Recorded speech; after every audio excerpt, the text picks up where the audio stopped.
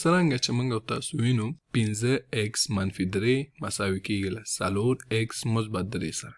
دا په دې معنی چې دلته دا x ده یو نامعلوم عدد ده، یعنی 15 ضرب د یو عدد بیا منفي 3 دا عدد مساوي کیږي له 4 ضرب د همغه عدد مثبت 3 سره. دا په دې معنی چې موږ باید داسې یو عدد پیدا کړو چې دا د مساواتو دواړه طرفه سره پیدا سي او هغه عدد همدغه x داسې موږ باید پیدا کړو. دلته تاسو وینئ دلته موږ x ته څو دانې قیمتونه لرو. له دې قیمتونه یو دانه د x سم قیمت ده.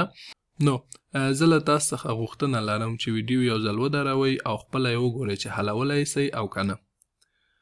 ښه، اوس راځئ چې دا په ګډه سره حل کړو. زه فکر کوم تاسو حتما دا عادت پیدا کړی، خو راځئ چې دا پیدا کړو. دلته راځو دا د x په ځای همدا قیمتونه چې وګورو چې کم قیمت سره د مساواتو دواړه طرفه سره مساوي کیږي. لومړی دلته 15 دي، نو 15 ضرب دی 15 دلته د x قیمت ده منفي 3 دا مساوي کیږي له 4 ضرب دی د x قیمت 15 او مثبت 3.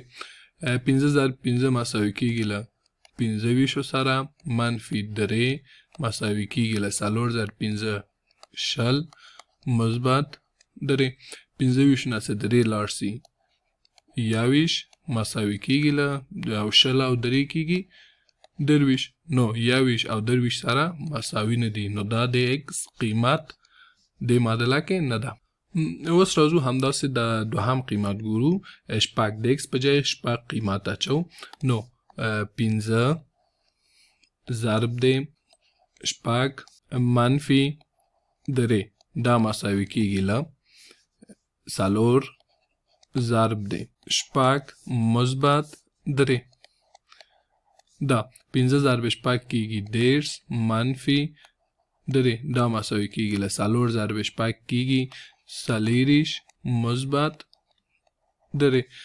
10 نه چې 3 لاړ سي پاتې کیږي 22 او مساوي کیږي له 40 او 3 هم کیږي 22. نو په دې معادله کې دلته ګورو چې دا دواړه طرف نه مساوات دا سره مساوي شو. نو په دې معادله کې د x قیمت شپږ ده.